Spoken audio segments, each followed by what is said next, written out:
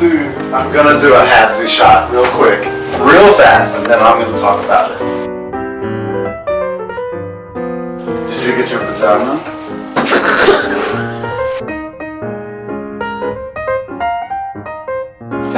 Did you get your veggie lasagna?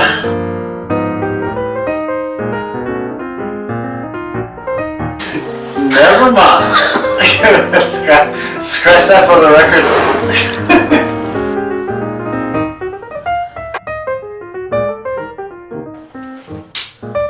Here we go.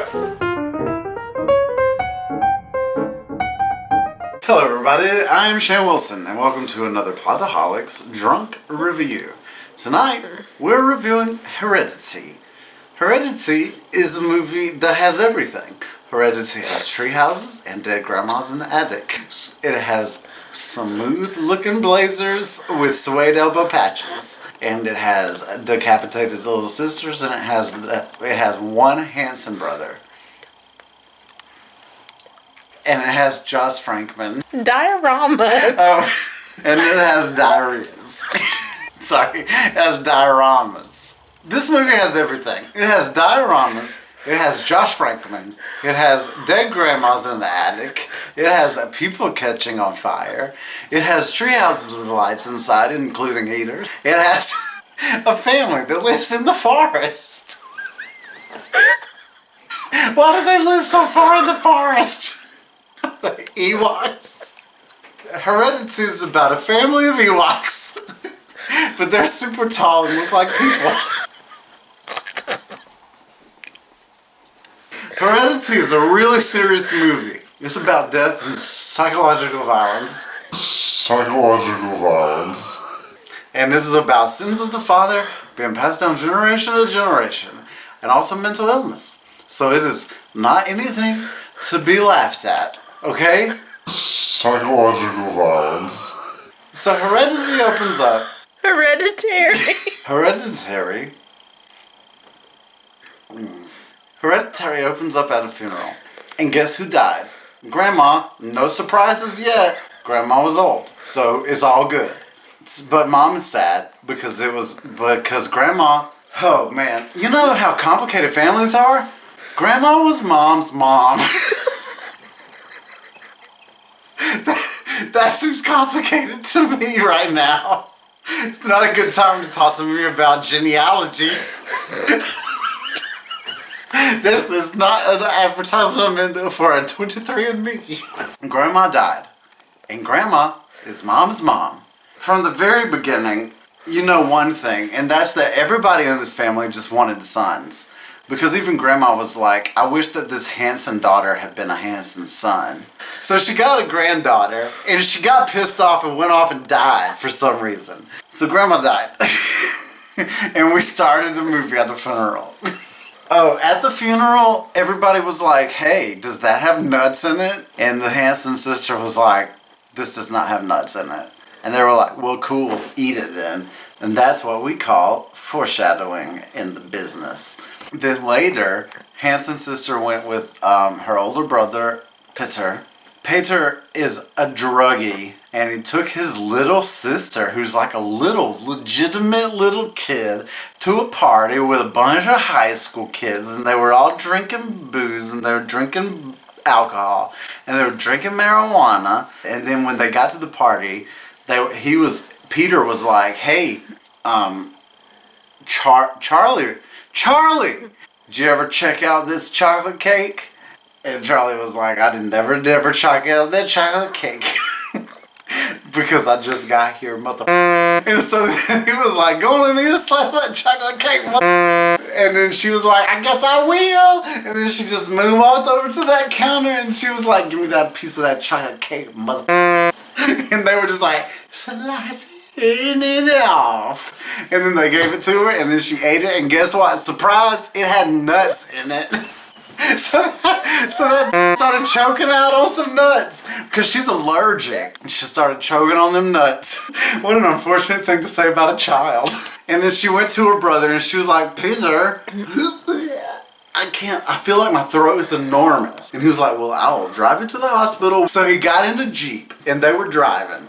He was high too, by the way, which is important. I guess. I don't know what's important in this movie. So then they were driving to the hospital and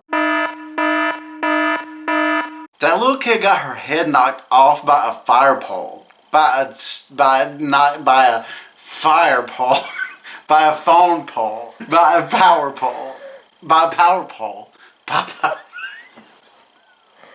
She got her head knocked off by a power pole. Oh, also, Grandma's grave got pooped on. That happened off camera. We didn't see the poop, but he got a call and they were like, Grandma's grave got desecrated. And I know what that means. You know what that means. That means pooped on. But then this little girl, she couldn't breathe because she got nuts in her throat. And so she was like on the way to the hospital and she rolled down the window and she threw her head out the window and then whoop, fire pole. And what did her brother do? He stopped the car for 17 minutes and he was like, what happened? My little sister, who looks like a member of Hanson, done bopped her head off on a fire pole. And so he was like, I guess that done dead now. I can't take her to the hospital. What are they gonna do? So I guess I'll just go home and get a couple of quick Z's. There are so many doll houses. And the mom is like an artist. And she makes dioramas. Ramas? Diorama. So she's making so many dioramas. And all the dioramas are about how her kids are dying. Or about how her mom died. Oh, that's what it is. She starts going to Griefaholics Anonymous meeting. She goes to Griefaholics Anonymous and she meets this lady called Joni. And so then Joni's like, hey, touch this glass. And we'll talk to my dead kid too. And so then Annie goes home. And also the treehouse has so many lights in it. And there's a heater and a fan. Oh my God. The end of this movie is so crazy. Annie goes in the attic and Annie's like, there's so many flies up here. Why are there flies? Flies hang around dead bodies. That's my mom's body, but it also doesn't have a head, which is like my daughter's body. But it's like a full-grown body. So I guess I'll just start crawling on walls and being crazy, but also maybe I'll try to set this book on fire. Also, her husband's name is Steve. I know everybody's name in this movie. And then Peter, who broke his nose on the desk at school, wakes up. And then he runs through the house and then he finds his dead father, who is charred up or real hard. And then behind him over his shoulder is mother. And then she's on the wall like this.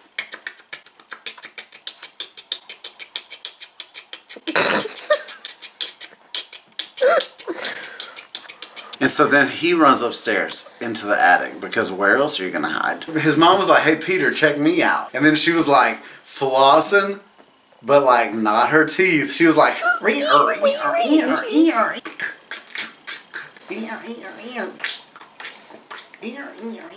and then she flew up into the treehouse. And so then Peter went to the treehouse. And guess what was in the treehouse? So many naked bodies. So there was a demon.